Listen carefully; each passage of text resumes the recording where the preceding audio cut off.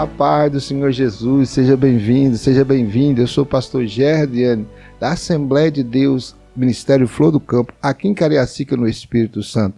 Estamos nessa incumbência gloriosa para a quarta lição, CPAD adulto, com o tema A Santíssima Trindade, né? E hoje a lição vai falar sobre a paternidade divina. Será a lição que vai ser ministrada no próximo dia 25 de janeiro de 2026. O texto áureo vai dizer: e vimos e testificamos que o Pai enviou seu Filho para Salvador do mundo. 1 João capítulo 4, verso 14. A verdade prática diz que a paternidade de Deus é relevada ao envio do Filho na concessão do Espírito, confirmando nossa filiação e aperfeiçoando no amor. Está comigo mais uma vez, irmão Vanderleia, minha companhia de cela. Pode ser, irmão Vanderleia. Pode ser, irmão Gé. Amém. Vamos então iniciar mais uma incumbência maravilhosa, né? De dar mais essa lição. Sim. E eu quero pedir, antes de nós fazermos nosso comentário, que nos ajude na oração. Pode orar por nós? Amém. Vamos orar? Vamos orar, né? E confiar no Senhor, né? Mais uma vez. Ao soberano Deus. Mais uma vez estamos aqui diante da tua palavra, diante da tua face, Senhor. Ah, papai querido, queremos pedir ao Senhor mais uma vez que nos instrua, mais uma vez que nos dê entendimento, em nome de Jesus, que nos dê o discernimento da tua palavra. Ó, o Espírito Santo, fica conosco, Senhor, mais essa jornada, Senhor. Papai, fica conosco nessa incumbência de estar comentando essa lição, de estar assinando aqueles que necessitam, Senhor, de algum auxílio. Ah, Jesus querido, nós te pedimos o Senhor também que vá em cada lar.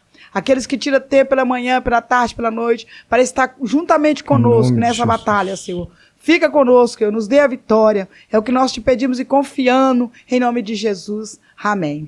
Amém. Lição de número 4, como já foi lido, né? A paternidade divina. Vamos então para a nossa leitura bíblica em classe, que encontra 1 João capítulo 4, verso 13 até o 16. Nisso conhecemos que estamos nele e ele em nós, pois que nos deu do seu Espírito. E vimos e testificamos que o Pai enviou seu Filho para Salvador do mundo. Qualquer que confessar que Jesus é o Filho de Deus, Deus está nele e ele em Deus. E nós conhecemos e cremos no amor que Deus nos tem. Deus é amor e quem está em amor está em Deus e Deus nele. Nós temos 3 objetivos a ser alcançados nessa lição. O primeiro é compreender que a paternidade de Deus é eterna, inseparável de sua natureza. Reconhecer que confessar a Cristo como Filho, segundo objetivo, né? Reconhecer que confessar a Cristo como Filho é evidência de filiação divina. Terceiro, aplicar os princípios do amor do Pai como base para a vida cristã. Então vamos já, sem perca de tempo, vamos iniciar a nossa introdução aqui, que diz assim: nessa lição estudaremos como o Pai revela sua paternidade por meio da Trindade.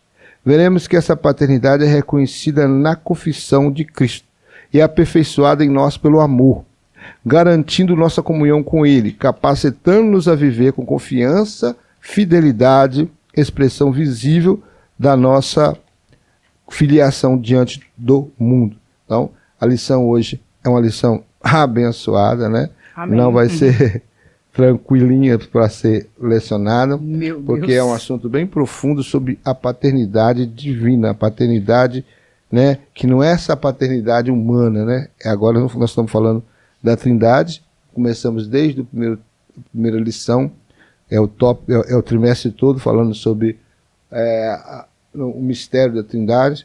E aqui hoje nós vamos falar um tópico especial, né, falando sobre a paternidade de Deus. Nós estamos agora falando da pessoa do Pai, né, da primeira pessoa da Trindade. Então nós estamos agora, a partir dessas primeiras lições, nós vamos focar na pessoa do Pai. E aqui nós vamos falar a paternidade divina, como ela se define, né, como ela vem da eternidade, se ela não é da eternidade. Tudo isso vai ser falado aqui durante esse momento que nós estamos aqui falando nesse subsídio. Vamos agora para o primeiro tópico, a palavra-chave é paternidade, e o primeiro tópico vai falar sobre a revelação da paternidade do Pai. Definição da paternidade do Pai. A paternidade, ela é atributo da primeira pessoa da Trindade, que opera por meio do Filho e do Espírito Santo, um só Deus e Pai de todos, o qual é sobre todos e por todos e em todos. Efésios 4, verso 6. O Pai é a fonte de tudo, ele é soberano, 1 Coríntios 8, 6, ele é o princípio sem princípio. Ele não é gerado, mas é aquele que gera o Filho, e de quem junto com o Filho procede o Espírito Santo. Entender a paternidade divina é uma fonte de consolo. Podemos confiar no cuidado do Pai, pois ele é o originador de toda boa dádiva. Então, quando se fala do Pai, nós temos aqui a paternidade já é um atributo dele. E a paternidade é algo que também é da eternidade. Então, tudo que os atributos que a Trindade possui em si, seja o Pai, seja o Filho, seja o Espírito Santo, já são derivados da própria eternidade que eles estão inseridos. Né? Nós temos que entender isso porque nós não somos eternos, então é complicado falar sobre alguém que é eterno sem você não ser eterno. Então, isso todos os atributos, você vai ver que fala aqui que ele opera por meio do Filho, do Espírito Santo. Nós vamos ver toda a história. Né? Lá na criação, nós vamos ver o Pai no ato criativo, mas ele não estava sozinho. Ele estava com o Filho e com o Espírito Santo. Então, por isso que fala que ele opera através do Filho e através do Espírito Santo. Quando você começa a ler o livro de Gênesis, você vai ver que o Espírito Santo parava sobre a face das águas, quer dizer, preparando o mundo que estava em trevas para a criação. Nós vamos ver ali a palavra sendo manifesta pela boca do Pai, mas a palavra em Cristo sendo operada na realização da criação. Né? Enquanto o Pai falava, haja luz, o Filho fazia que a luz surgisse. Então você vai ver que a Trindade estava sempre reunida em todos esses momentos. No momento da criação, no momento do planejamento da salvação, no ato de executar com o Filho, no ato que manter e cuidar e fazer com que a salvação chegue aos homens através do Espírito Santo. Então, tudo isso eles estão sempre trabalhando junto. Eles não conseguem, eles não se separam. Então, por isso que você vai falar, agora quando você está falando de Deus, ele é o princípio sem princípio. Por que fala que ele é o princípio sem princípio? Porque tudo que nós falamos aqui, quando o ser humano, né, vai conversar em si, todas as coisas que ele fala, de pessoas, seja objeto, seja coisa, tudo tem um princípio. Até o universo que você vê tão glorioso, você vê o Sol, você vê a Lua, você vê as estrelas, você vê quem tem um telescópio, vai ver os astros, né, vai ver os planetas, os cometas. Quem tem capacidade de trabalhar em laboratórios de astronomia vai ver lá na região mais longe, né, onde tem esses grandes telescópios poderosos, você vai ver muitas coisas acontecendo no universo. Mas tudo ali que você está vendo, tudo que algum cientista na área da astronomia consegue visualizar, até os próprios cosmonautas que conseguem, né, entrar numa nave espacial e ir para a estação espacial ou fazer algum tipo de viagem fora do planeta, mesmo eles vão estar vendo coisas que surgiram, coisas que tiveram princípio. Então explicar, irmã Vanderleia, de algo que você não está contextualizado com ele, né? Explicar algo que você não vivenciou, é difícil, porque para Deus é fácil, porque ele vive a eternidade, nós não, nós estamos aprisionados numa cápsula chamada tempo. Então nós somos muito vinculados a isso. Tem que ter um princípio, tem que ter um meio e tem que ter um fim, né? Mas para Deus não existe isso. Então, a nossa mente automaticamente já fica procurando um começo. Se você aí que está nos ouvindo, você não parou para pensar? Eu já parei, fiquei de um dia inteiro pensando quem gerou Deus. Você vê que deu dor de cabeça e não resolvi nada. Nós já acostumamos, né, quando a gente fala assim que Deus não tem princípio, né, enfim, né? Mas nós já acostumamos, nós tentamos, né, acostumar a nossa mente, mas de vez em quando a gente dá um bug, de vez em quando a gente, né, fica assim, a nossa mente fica procurando, porque nós fomos criados e tivemos princípio. Então, como tivemos princípio, também nós caçamos na Trindade um princípio, porque isso é natural do nosso ser. Exatamente. Nós vemos aqui, João 1,18 vai dizer, Deus nunca foi visto por alguém. O filho unigênito que está no seio do Pai, este o fez eu conhecer.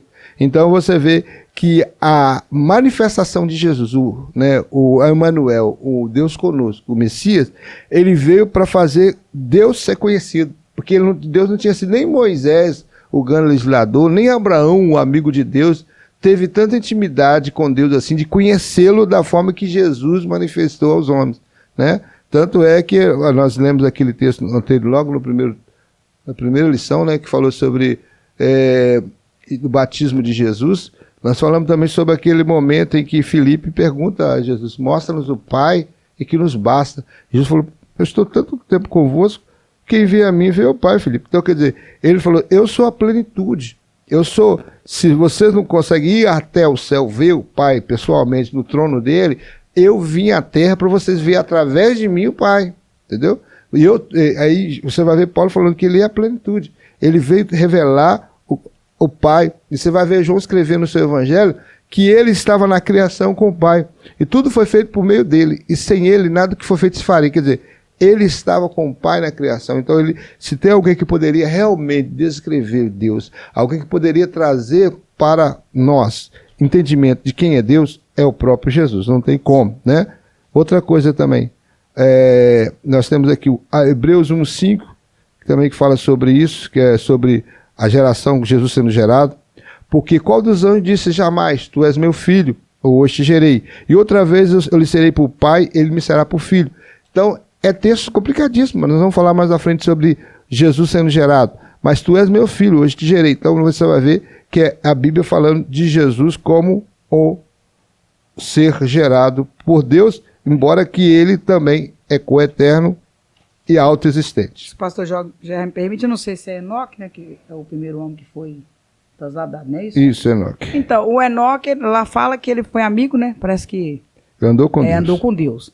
Então, mas ele andou com Deus, que é o único texto que fala assim, que a gente entende mais claramente que ele andou assim com a pessoa do Pai. Mas só que ele foi trasladado, ele foi para a eternidade. Então ele não voltou, ele não deixou vestígio, né? Para falarmos né, desse aspecto. Que era o único que poderia nos falar desse aspecto, né? Não foi possível. E o Pai, então, além de que gerar o Filho, ele também, junto com o Filho, procede o Espírito Santo. Olha o que a Bíblia fala. João 14:26. Mas aquele Consolador, o Espírito Santo, que o Pai enviará em meu nome, vos ensinará todas as coisas e vos fará lembrar de tudo que vos tenho dito. Quer dizer, o Pai vai enviar o Espírito Santo no nome de Jesus. Então, eles que é do Pai e do Filho que vai proceder o Espírito Santo, que vai vir para fazer a obra. Então, entender a paternidade divina é a fonte de consolo, né? Mas não é fácil. Não explicar Deus não é fácil. Vamos então para o nosso segundo subtópico, não podemos perder tempo, né, irmão Madalena? Sim. Então vamos para o nosso segundo subtópico. E o segundo subtópico fala assim: a paternidade de Deus não tem início no tempo. Deus é Pai desde toda a eternidade. Na oração sacerdotal, Jesus disse: e agora? Glorifica-me tu, ó Pai, junto de ti mesmo, com aquela glória que tinha contigo antes que o mundo existisse. Esse texto ensina que o relacionamento entre o Pai e o Filho é anterior à criação, revelando que a identidade de Deus como Pai é eterna. No houve momento que Deus se tornou Pai, o Pai sempre foi Pai, o Filho sempre foi Filho, o Espírito foi Espírito. Então o que está dizendo aqui? Não tem início no tempo a paternidade. Olha, Jesus ser gerado não tem princípio, foi feito na eternidade. É até errado você falar assim, na eternidade passada, na eternidade futura. Não já viu algumas pessoas falar isso? Isso é para nós, irmão, para nós localizarmos que a eternidade que Jesus viveu antes da sua encarnação, agora a eternidade que vai viver depois disso. Aí a gente localiza. Mas para eles a eternidade não tem princípio nem fim. Então, como diz, foi feito, não foi no tempo. Ele é Pai em toda a eternidade. Como o salmista lá no Salmo 90 vai dizer, de eternidade em eternidade tu és Deus, é isso que quer dizer. Que sempre ele é, e os atributos que ele possui também é no tempo presente. Não tem tempo passado para Deus, não tem tempo futuro para Deus. É por isso que quando ele vai se revelar a Moisés falou, Senhor, como eu vou falar para eles que o Senhor está me enviando? Qual o nome que você vai me dar? Qual o nome? Fala para mim aí. Aí o Senhor falou assim, meu filho, só fala coisa assim, ó. Eu sou, me enviou. Por que ele usou o termo eu sou? Porque eu sou é um tempo presente, é um tempo contínuo. Não tem nem passado nem futuro. Eu sou é a sua eternidade, é a sua imutabilidade. É um Deus constante, contínuo, sem mudança, sem sombra de variação. Então é isso que ele quis dizer. Então também da mesma forma, quando fala da sua paternidade, não tem princípio no tempo. Não foi determinou. Não, ele sempre foi dentro da Trindade o Pai. E a prova que o tempo, ele não é preso em um tempo, é quando Ezequias, né, pede para, né, pedir a ele, que ele mandou consertar a casa, né, que ele ia matar, ele morrer. Uhum. Aí ele diz assim, ó, ele concede mais tempo para Ezequias, né, e aí ele fala, você quer para o relógio? O relógio já cai. Ou volta. Ou retrocede. Quer dizer, tipo assim, pra ele, então, tanto faz. Ir pra frente ou pra trás. Meu Deus, é muito difícil. No ser totalmente atemporal. Nós temos que ver que a paternidade é eterna do Pai. Ela não tem princípio nem fim. Ela não tem começo. Da mesma forma que ele é, né? Um ser autoexistente, um ser incriado, um ser imutável. Então, assim é os atributos que ele possui. E a paternidade também divina é um atributo de Deus. E sendo um atributo também não vai ter princípio. Eles vivem, 3 pessoas, né, distintas, numa única substância. E lá, eles, por posicionamento, cada um tem seu título. E o Pai é o Pai e ninguém tira esse título dele. Assim também, o Filho sempre foi Filho e ninguém vai tirar o título dele. O Espírito Santo também sempre foi o Espírito Santo e ninguém vai tirar o título dele. A única diferença que eu posso falar assim, que realmente ocorreu na Trindade, agora todo o tempo da eternidade, porque eu acredito, né? Porque Deus, o próprio Jesus vai falar para a mulher samaritana ali junto ao poço Sicar, que Deus é Espírito, que importa que o adorem em Espírito, em verdade. Nós cremos também que o Espírito Santo é Espírito, né? Porque o próprio nome já diz Espírito Santo. E eu acredito que Jesus, antes da sua encarnação, também era um ser espiritual, né? Sim. E agora, só que a única diferença que mudou é que a partir do momento que ele se encarna, né?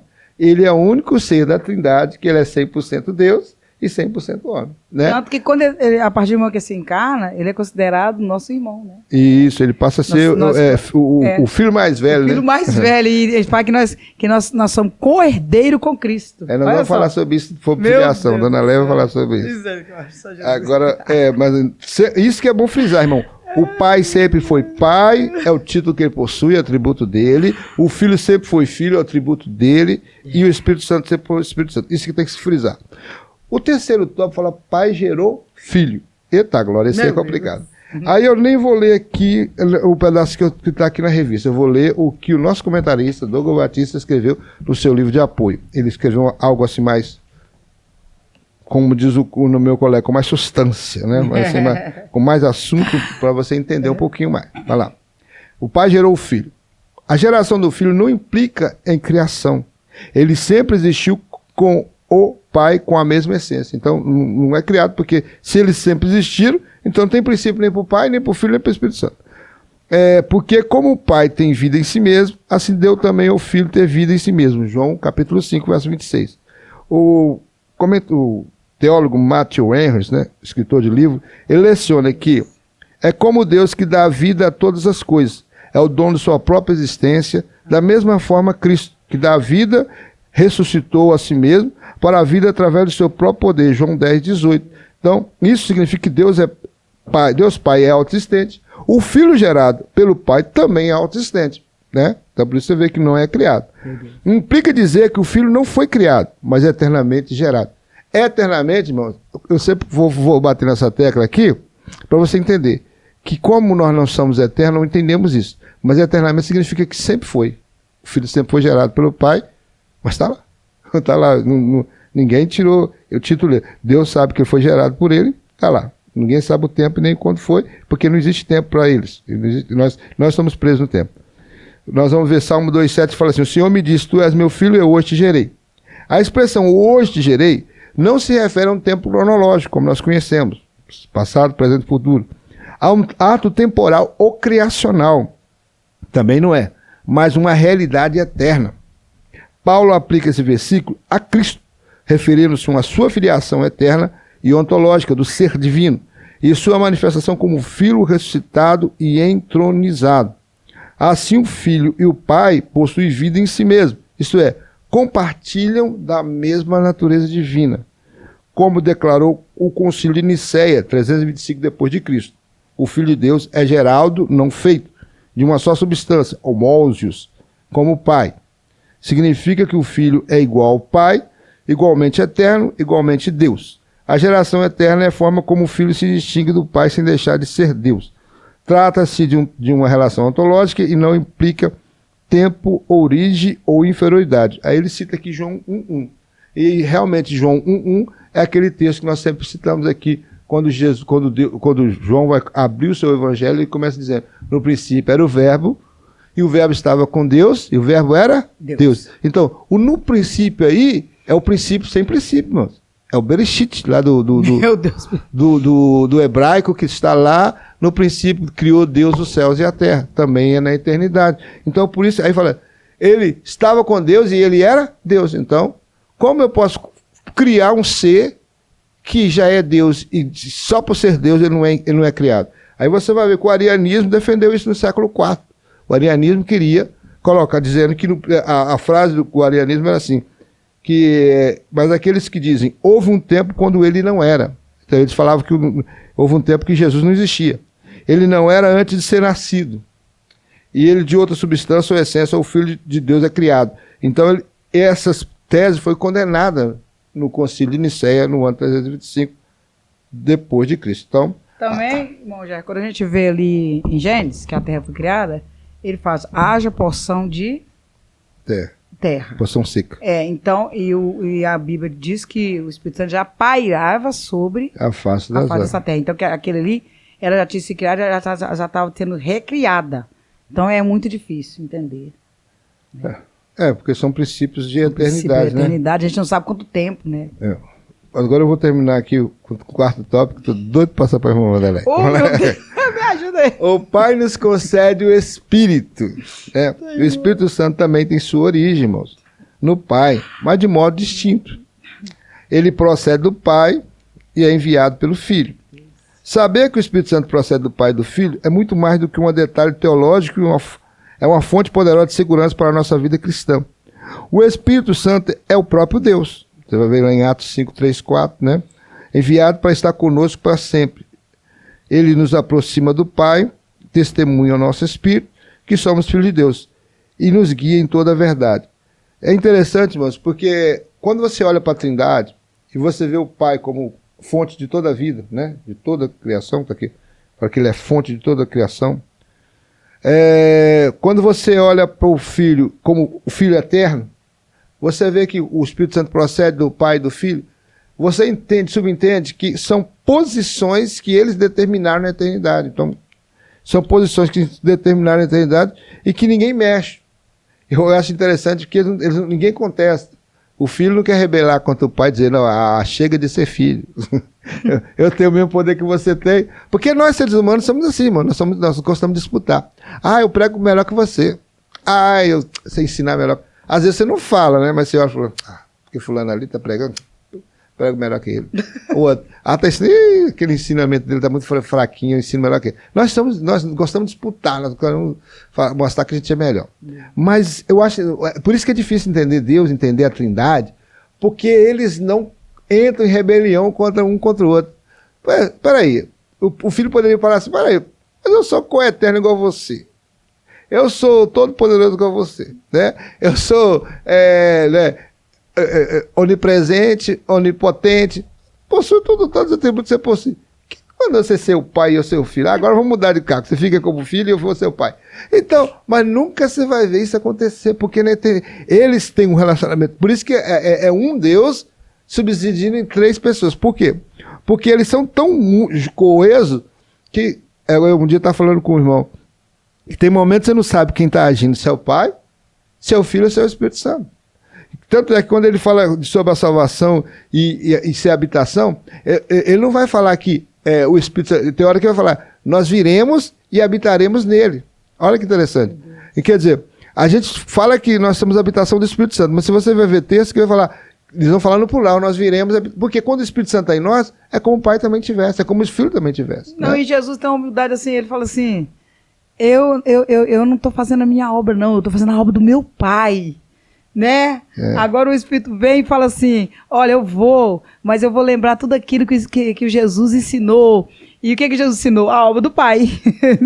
Gente, é um conjunto. Eles se submetem um ao outro com total respeito. sem achar que está se diminuindo, né? Verdade. Vamos ver João 15, 26, diz assim: mas quando vier o Consolador, que eu da parte do Pai vos enviar, aquele Espírito da verdade que procede do Pai testificará de mim. Tá vendo? O Espírito vai vir já com incumbência, testificar de Jesus, fazer lembrar que Jesus falou, testificar de Jesus e glorificar o nome de Jesus. Né? Nós vamos ver isso também. Quer ver João 16, 7 também? Olha. Meu Deus. Opa, deixa eu voltar aqui. João 16, 7. Todavia digo-vos a verdade, que vos convém que eu vá, porque se eu não for, o Consolador não virá a vós, mas se eu for, enviar-vos-ei. Quer dizer, tinha que sair um Consolador em cena, que é o próprio Cristo, para que o outro Consolador viesse, que é Jesus, que é o Espírito Santo. Então, nós temos que entender isso. E outra coisa que prova que o Espírito Santo é Deus, é Atos 5, 3, 4. Olha só. Disse então Pedro a Ananias: por que encheu Satanás o teu coração para que mentisse ao Espírito Santo, retivesse parte do preço da herdade? Guardando ficar para ti, e vendido não estava em teu poder? Por que formaste desígnio em teu coração? Não mentiste aos homens, mas a Deus. Aqui prova que o Espírito Santo é Deus nesse caso, porque no primeiro versículo ele fala: mentiste ao Espírito Santo, e no segundo ele vai falar: não mentiste aos homens, mas a Deus. Quer dizer, ele mesmo, o próprio apóstolo Pedro vai afirmar veementemente que o Espírito Santo é Deus. Então, ele vem como um outro Consolador semelhante a Jesus Cristo. Outra coisa, Romanos, vamos ver aqui que Romanos 8,16 também vai falar. Romanos 8,16 vai falar: o mesmo Espírito edifica o nosso Espírito, que somos filhos de Deus. Essas são as funções do Espírito Santo. Ele veio com essa função. Quando eu aceito Jesus, quando você aceitou Jesus, quem veio testificar com o meu Espírito e com o seu Espírito, que nós somos filhos de Deus agora, a partir da salvação, é o Espírito Santo de Deus. Eu quero passar para a irmã Vanderleia o segundo tópico, reconhecendo a paternidade do Pai. Jesus! Vamos lá. Irmãos, o segundo tópico vai nos dizer assim: reconhecendo a paternidade do Pai. O primeiro parágrafo diz assim: confessar Cristo como Filho é a confissão de que Jesus é o Filho de Deus. É um ato central na fé cristã. Qualquer que confessar que Jesus é o Filho de Deus, está nele, ele em Deus. Reconhecer a filiação divina de Cristo é mais do que uma afirmação privada. É uma declaração pública de fé. E sinaliza que Deus habita no coração do crente. Essa capacidade não nasce da carne, nem da presunção humana, mas da ação sobrenatural do Espírito Santo. Reconhecer Jesus como Filho de Deus é a única forma legítima de acesso ao Pai. Meu Deus! Irmão, essa lição muito difícil. Nós sabemos que a única coisa que eu posso dizer para os irmãos é que Jesus, como diz aqui a lição, ele é o autor deixou bem claro, ele é o caminho e ele é o único acesso. Viu, irmão Gé? Não há outro acesso. João 14,6, né? Não.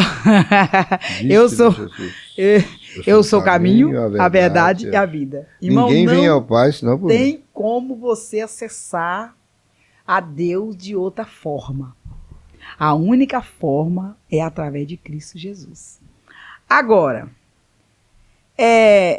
igual o irmão Gé já explicou muito bem, muito melhor do que eu, que negar o Filho é por consequência negar o acesso ao Pai, irmão, sabia? Uhum. Então, não tem como. Eu gosto de, novamente, eu vou reportar a Nicodemos, não é isso? Quando o anjo, vá, até a casa. Nicodemos não, Cornélio, né? Cornélio. Vá até a casa de Cornélio, parece para Cornélio, e ali avisa, manda chamar, a Pedro, Dino, e a Bíblia diz que Pedro chega até ali, ele prega a palavra do Senhor, e ele prega a Jesus, e logo após toda a casa, recebe o Espírito Santo. Porque não há, olha que o homem, um anjo visitou ele, hein? Uhum. Mas aqui a prova cabal de que não há como ir até o Senhor Jesus e até Deus, sem passar por Cristo. Reconhecer, em 1 Timóteo capítulo 2, 5 diz assim: porque há um só Deus, um só mediador entre Deus e os homens, Jesus Cristo, homem. O irmão já explicou bem, não tem como explicar a eternidade, mas nós temos como explicar o princípio de Cristo, não é isso? Uhum. Como homem, irmãos. Como homem, ele teve um princípio. Porque ele encapsulou, né? Como embrião, o Espírito Santo na terra. Ele é como se fosse o pai, né? De Jesus, né? Esse embrião foi introduzido no ventre de Maria, porque não teve, né, nem a participação de José nem de Maria. Maria é a virgem, né? Ela é virgem. E agora o Jesus foi introduzido dentro do ventre de Maria. E ali ele se encapsula no tempo, porque ele não tem nem tempo, nem variação de tempo, não é isso? Porque ele é eterno com o Pai, né? Mas ali ele para no tempo, e ali ele se torna um ser, né? Ele nasce, né? Como todos os homens, né? Então, como Cristo, como o Salvador que ia morrer na cruz e está pagando meus pecados naquela cruz, vencendo a morte, vencendo a Satanás, como segundo Adão, melhor dizendo, né, irmão Gé? Uhum. Ele tem o começo. Qual o começo, irmão Gé? Na partir do momento que ele nasceu do ventre de Maria. Né, que ele foi concebido. Agora, como Deus, ele não tem princípio. E qualquer que negar também, qualquer que negar o filho, não tem o pai.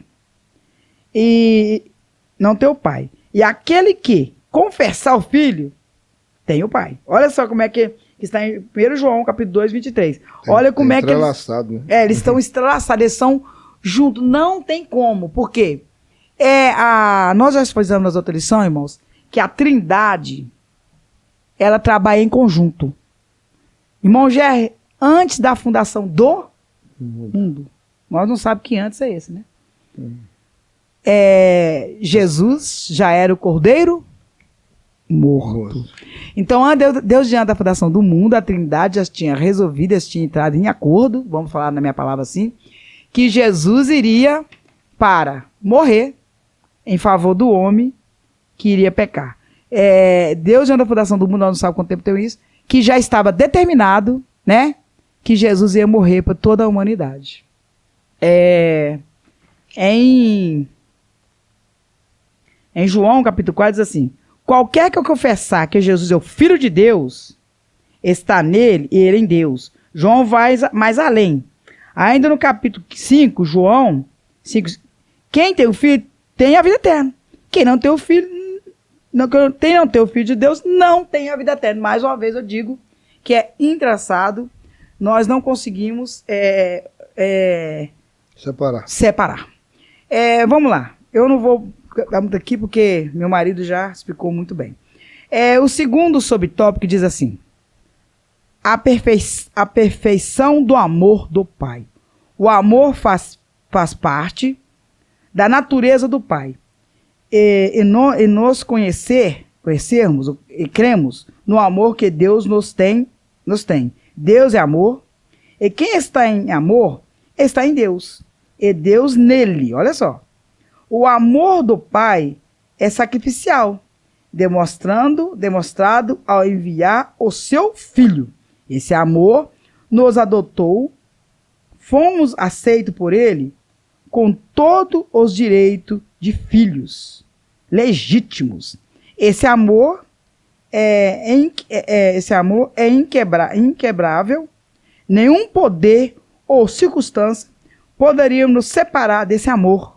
Esse amor é pessoal, não é apenas geral, mas é individual, voltado para cada filho que crê.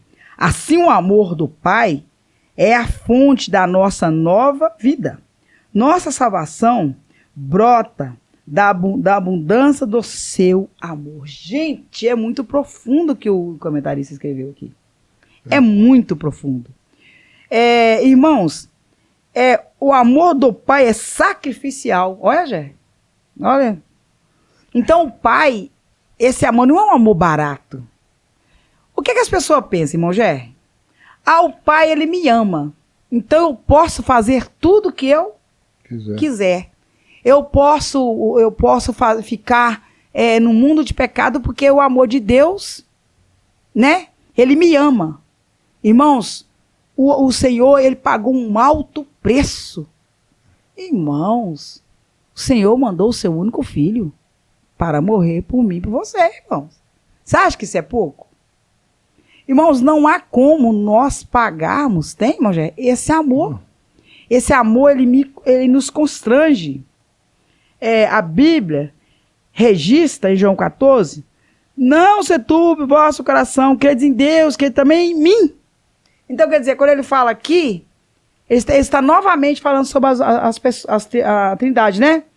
Credes também. Que são semelhantes. Que são semelhantes. Credes em Deus e credes também em mim. Então, ele diz assim, crede no meu Pai e também crê em mim. Esse amor sacrificial, se a irmã permite, sim. João 3,16 é um texto muito conhecido, porque Deus amou o mundo de tal maneira, né? Deu seu Filho unigênito, para que todo aquele que nele crê não pereça, mas tenha vida eterna. Então, quando se fala de um amor sacrificial, ele demonstrou um amor tão sacrificial que foi um amor antes que nós os amássemos. Na pior situação que nós estávamos, no pecado, fazendo tudo que desagradava a ele. Então, você vê que é sacrificial. Só que eu acho interessante, Wanderley, quando se aplica para a igreja, nós hoje não queremos ter esse amor sacrificial de Deus.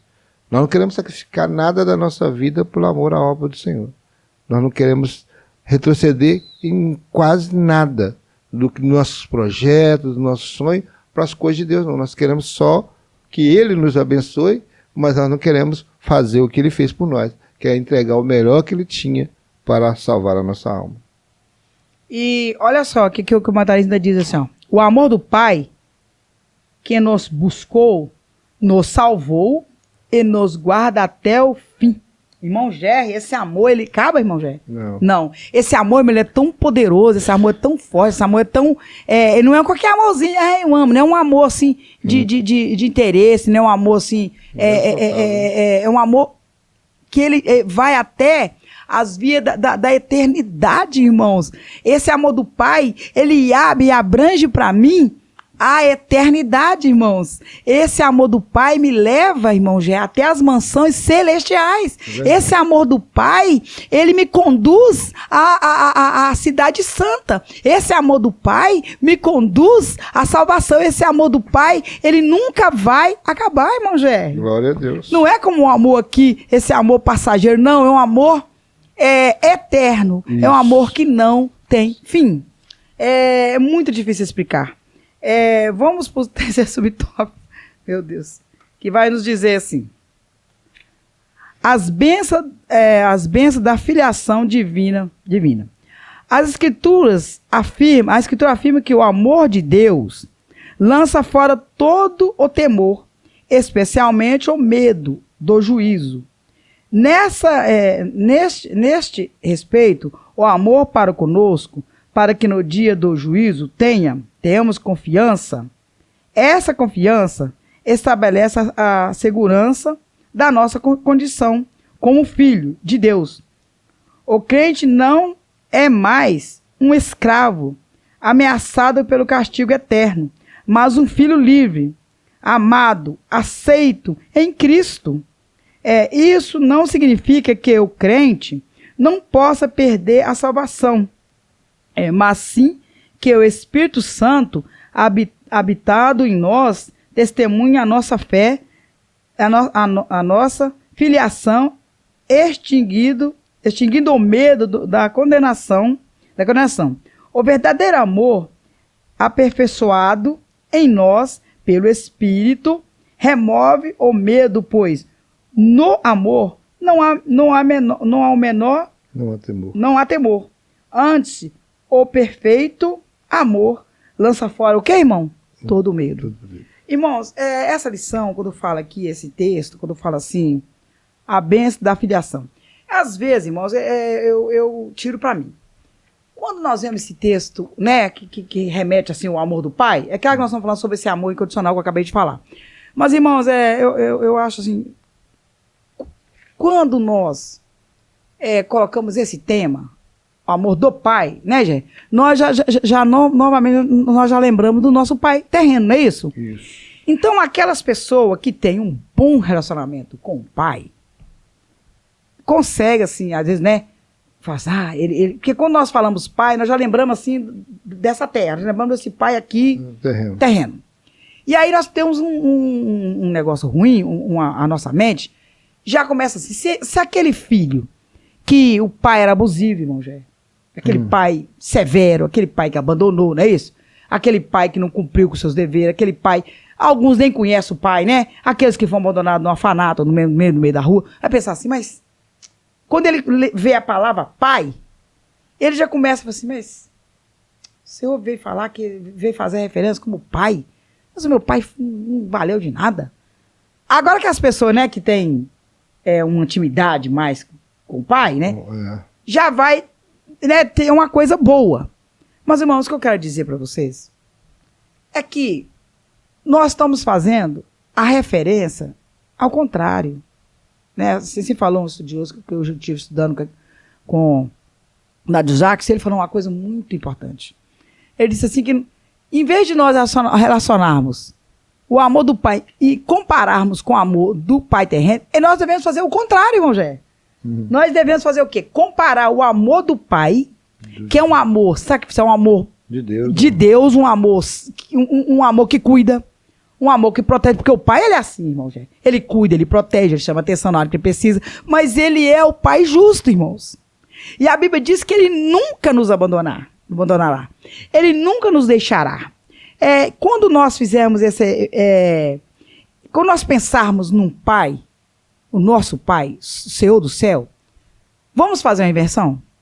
Vamos pensar que o meu pai, o nosso pai terreno, você que está me ouvindo, que às vezes teve dificuldade com seu pai, ou teve, e aquilo causou em você grande mágoa, pensa assim, o meu pai devia seguir o exemplo do meu Senhor, Jacó, que é um pai amoroso, é um pai santo, é um pai que não abandona, é um pai que não nos deixa, é um pai que nunca desiste de nós, é um pai que nos tem tanto amor, nos tem tanto misericórdia de nós, tem tanta bondade no seu ser, que ele nos enviou Jesus. Amém. Como seu filho.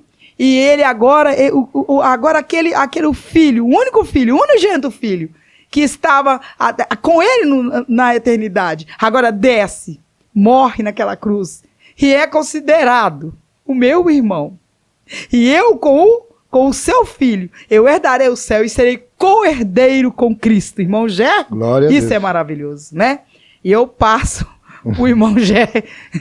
Passa, repassa. Essa incumbência que está sendo muito difícil. A experiência do amor do pai, esse é o terceiro tópico. A experiência do amor do pai não é fácil. Mas o primeiro tópico, o primeiro subtópico vai falar sobre o amor é aperfeiçoado do crente. O aperfeiçoamento do amor em nós é a obra do Espírito. Guardar a palavra é o meio do qual o amor divino é amadurecido. Mas qualquer que guarda a sua palavra, o amor de Deus está nele. Verdadeiramente aperfeiçoado. Nisso conhecemos que estamos nele. 1 João capítulo 2, verso 5. Essa obediência prática à palavra é a evidência externa de um amor interno e verdadeiro por Deus. Não há amor genuíno a Deus sem compromisso concreto com sua vontade revelada.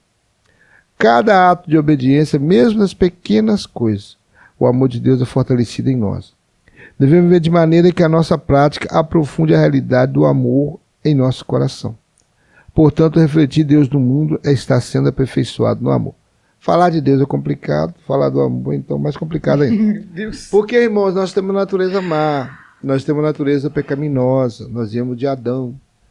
E a obra graciosa do Senhor Jesus Cristo através da cruz do Calvário, através da sua morte e ressurreição, nos trouxe uma novidade de vida. E nessa novidade de vida, quando nós regeneramos na pessoa do Espírito Santo, ele nos faz nascer de novo. O que acontece? Ele passa a habitar em nós. Por isso que o amor é aperfeiçoado em nós. Como assim, irmão? Porque nós não tínhamos esse amor de nós, de moto próprio, tirado de nós, não. Todo o amor que nós temos hoje, depois de conhecer Jesus, veio do Calvário, veio da cruz, veio através do sacrifício de um Deus que nos amou de uma tal maneira dando o seu Filho único. Então, é esse amor que hoje está dentro de nós. Esse amor que foi derramado em nossos corações. Então não tem como eu não fazer o bem, por isso que Tiago vai escrever, aquele que não faz o bem, peca. Aquele que sabe fazer o bem, melhor dizendo, e não faz, peca. Por quê? Porque já está cheio do amor de Deus. O amor de Deus está constrangendo ele a fazer o bem. O Espírito Santo está nele dizendo, faça, você pode, tem capacidade. E muitas vezes nós retemos. Mas é interessante que aqui vai dizer, como você pode aperfeiçoar esse amor? Aquele que guarda a palavra. O amor de Deus está nele verdadeiramente aperfeiçoado. O guardar a palavra, irmão, não é apenas eu ler, irmão Vanderlei, a Bíblia, ler e bater no peito que eu já li a Bíblia 100, 200, 300 vezes, não. É eu manifestar em mim a palavra que eu li. Ela entrar no meu coração de tal maneira que o meu proceder no meio da sociedade, no meio dos meus amigos, no meio dos meus parentes, no meio da igreja que eu reúno, nos trabalhos que eu vou fazer, esse amor ser latente, ser manifesto através do conhecimento da palavra. Quanto mais eu conheço a palavra, mais esse amor tem que se manifestar em mim. Quanto mais eu me aproximo de Deus, eu conheço. Por isso que isso agrada a Jesus. O Senhor fala, ele é aquele que guarda a minha palavra. Então, eu virei e habitarei nele. Quer dizer, olha só. Jesus fala isso lá em João 14. Deixa eu ver. João 14, 21, parece que é. Deixa eu ver se eu tenho esse texto. Aqui. João 14, 21. Aquele que tem os meus mandamentos e os guarda, este é o que me ama. E aquele que me ama será amado do meu Pai, e eu o amarei e me manifestarei a ele. Olha que coisa interessante. Quer dizer, mandamento está falando da palavra. Aquele que guarda os meus mandamentos, aquele que ama os meus mandamentos e o pratica, ele será amado por mim e amado pelo meu Pai. Quer dizer, a Trindade vai me amar. Por quê? Porque eu estou fazendo não só lendo e meditando a palavra, mas amando a palavra e vivendo a palavra. Porque pregar a palavra, irmãos, ensinar a palavra, faz um curso teológico, né? Faz uma faculdade teológica, começa a ser um erudito na palavra, prega que faz o povo chorar, mas viver a palavra não é fácil, não. Nós temos aí muitos escândalos, de grandes pregadores, de grandes ensinadores, pessoas que pregavam que realmente traziam mensagens tremendas para o nosso coração, mas elas não vigiavam no seu proceder e essa palavra não fez habitação neles. Por isso que vem o escândalo. Porque às vezes a pessoa... Por isso que quando você vai ver Tiago dizer que a gente não desejasse ser mestre, porque o mestre vai ter o mais terrível dos juízos. Então, quer dizer, nós temos que tomar cuidado com isso, porque nós podemos aprender muito da palavra, até para ensinar. Mas viver a palavra que é o necessário. Porque você quer vivenciar o amor de Deus? Viva a palavra. Não só alimente dela, mas viva dela. Mostre ao mundo que você foi transformado por essa palavra. Nós temos aqui, que ver Tiago 1:22. Deixa eu ver aqui tem. Tiago 1:22. Eu perdi aqui, pastor. Sempre estou perdido. Mas vou achar aqui. Tiago 1:22. E sede cumpridores da palavra, e não somente ouvintes, enganando-vos com falsos discursos. Esse é o grande problema. Ensinando... Eu posso ensinar. Agora, viver a palavra, eu tenho que aprender, ensinar e viver. Vamos para o segundo subtópico. O amor é a marca dos filhos de Deus. O amor distingue os verdadeiros filhos de Deus. O mundo conhece a Deus por meio da manifestação de amor dos seus filhos. Ninguém jamais viu a Deus. Se nós amamos uns aos outros, Deus está em nós é perfeito o seu amor. 1 João 4,12. Deus é invisível, mas o seu amor se torna visível à humanidade, quando os cristãos vivem em amor mútuo. Quem ama de fato revela que conhece a Deus. Logo, o amor torna real a presença de Deus daqueles que ainda não o conhecem. Vamos ver aqui João, esse texto aqui é muito bom, João 13, 34, 35. Olha só o que fala o Evangelho de João. Um novo mandamento vos dou, que vos ameis uns aos outros como eu vos amei a vós, que também vos um aos outros vos ameis. E nisso todos conhecerão que sois meus discípulos, se vós amardes uns aos outros. Você já parou para pensar para ler esse versículo, irmãos? Tem pessoas que falam assim, os mandamentos se resumem em 2 mandamentos. Amar a Deus sobre todas as coisas e amar o próximo como a ti mesmo. E se repete sempre isso. Mas Jesus falou, eu vou te dar um novo mandamento. E o mandamento dele foi muito mais profundo do que o mandamento que já existia na Bíblia. Ele está dizendo assim, o mandamento é esse, que vos ameis como ele, Jesus, nos amou. Já parou para pensar que é pesado isso aí? Nós temos que amar como ele nos amou. Que ele se humilhou. Paulo vai escrever lá em Filipenses capítulo 2. Ele se humilhou em morte de cruz. O Paulo vai começar dizendo, tem de vós o mesmo sentimento que houve em Cristo Jesus. Sendo em forma de Deus, não teve por usurpação ser igual a Deus. Ele se humilhou. Despiu-se da sua glória. Se humilhou em forma humana. E ainda não foi só o suficiente se humilhar em forma humana, ser menor que os anjos, não. Ele se humilhou e foi à morte, até a morte de cruz. Ele, sendo bendito, se tornou maldito, porque a Bíblia fala, maldito é aquele que é pendurado no madeiro. E ele foi pendurado no madeiro, sendo ele bendito, ele se tornou maldito por mim e por você. Então nós temos que entender que esse amor é transcendental. Não tem como você explicar um amor tão profundo, tão grandioso, tão gracioso, que é o amor. Mas essa marca dos filhos de Deus é o amor. Então ele falou assim, quando ele fala para nós desse amor, ele também diz assim, nisso todos conhecereis que sois meus discípulos, se vocês amarem uns aos outros. Então, agora a prova dos 9 é essa, Wanderlei. Eu também provar que esse amor está em mim. Amém? Quero passar para a irmã Wanderlei para ler o terceiro subtópico e já a conclusão. Vamos lá. Meu Deus. O terceiro subtópico vai nos dizer assim. Vou pegar aqui. Fomos amados primeiro. A essência da vida cristã está fundamentada no fato de que Deus nos amou. Nos amamos porque Ele nos amou primeiro. Indica que a salvação, a fé, a nossa capacidade de amar são resposta à iniciativa incondicional do amor divino. Em vista disso, fomos amados antes de qualquer mérito, antes de qualquer movimento pessoal em direção a Deus. Fomos amados no pior estado possível em pecado e recebidos como filho em Jesus. Esta verdade sinaliza que somente pelo Espírito conseguimos amar a Deus, ao próximo e ao inimigo. Antes da nossa redenção, houve uma cruz sangrenta preparada por amor. Desse modo, espera-se que a postura cristã seja uma resposta agradecida a esse amor imerecido. Não já eu mereço o amor de Cristo? Não. Não há mérito nenhum. Irmãos, Deus de Adão, irmãos, nós pecamos, a humanidade pecou, e destruída da glória foi isso. E ali o casal saiu do jardim, continuou pecando. A Bíblia diz que a humanidade chegou a pecar tão grande que chegou um certo tempo que o mundo só havia violência, mulher. E o Senhor teve que intervir. Então Deus, Ele nos amou primeiro.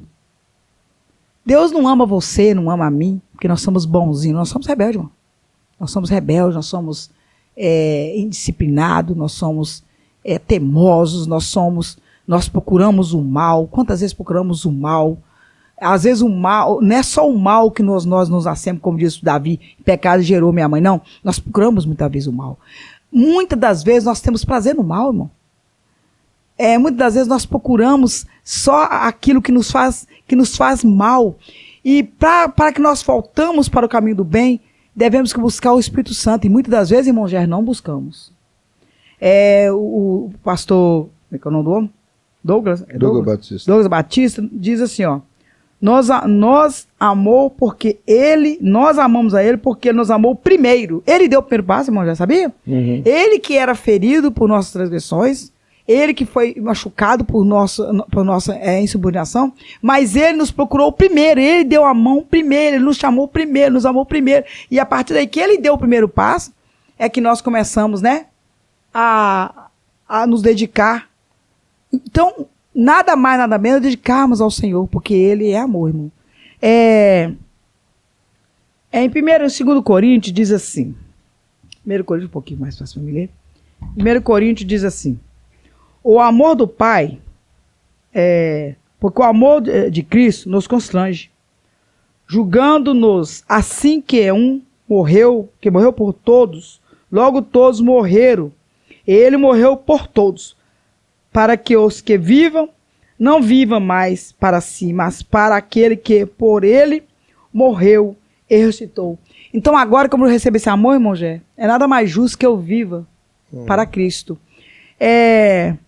Irmãos, a cédula que era contra nós, ele pagou. A divindade, a célula ou escrita da divindade representava a lei de Deus. E o nosso pecado é como se fosse uma nota promissória, um boleto bancário assinado por nós, provando que devíamos a Deus em obediência perfeita. O salário do pecado, como ninguém consegue cumprir toda a lei, perfeitamente, a divindade se tornou impagável. O salário dessa dívida era impagável para mim. E ele foi pago pela morte de Jesus. A acusação que essa cela era contra nós, uma prova legal, irmão, Jair.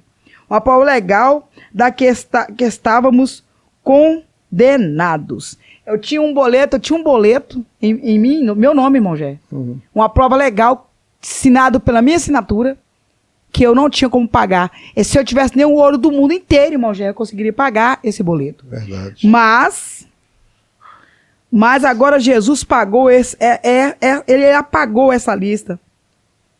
Essa lista divino, quando ele morreu na cruz, passou a esponja, cancelando totalmente contra ele, quando ele pregou na cruz, quando ele disse, tetelestai, está tudo consumado. Ele pegou a célula que era contra mim, que era o boleto, que era a prova, com a minha assinatura, e ele disse, tetelestai, está tudo consumado, Pai. Agora está tudo pago. Ela não deve nada. Você não deve nada, eu não devo nada. Porque Jesus pagou um alto preço para mim e para você. Eu não tinha como pagar. Você não tinha como pagar. Mas o Senhor enviou o seu único filho, unigênito, para morrer por mim e por você. E a conclusão dessa lição vai nos dizer assim. A paternidade de Deus revelada de forma plena na ação conjunta da Trindade. O Pai enviou o Filho, concede o Espírito e estabelece conosco uma relação sólida e paterna. Confessarmos a Cristo, amamos porque fomos amados primeiro e somos conduzidos pelo Espírito a viver em obediência, com comunhão, a nossa identidade como filho de Deus. Afirmar em sua iniciativa soberana e amorosa, garantindo-nos plena confiança para o dia da eternidade, e ajudando-nos a refletir o amor do Pai ao mundo. Então, o nosso dever é mostrar ao mundo esse amor tão grande de Deus, esse amor tão maravilhoso. Eu quero agradecer a cada um de vocês que está conosco. Essa lição é muito difícil. E eu espero que nós tenhamos tirado um pouco de dúvida assim dos irmãos. Amém. É interessante também, só para fechar aqui, entender como a Trindade trabalha coesa. O Filho veio e pagou o preço. O sangue dele derramado na cruz, a sua ressurreição provou que nós venceremos a morte e que nós já vencemos o pecado através de Jesus. Né? Nós ainda estamos presos a um corpo de pecado, mas breve esse corpo vai ser desfeito. Né? O que é corrupto se revestirá da corruptibilidade, o que é mortal se revestirá da imortabilidade, e nós encontraremos com o Senhor nos ares. Mas uma coisa também interessante gravar aqui é que o Espírito Santo também vem com uma incumbência maravilhosa. Qual é a incumbência maravilhosa do Espírito Santo? Habitar em nós com garantia de salvação.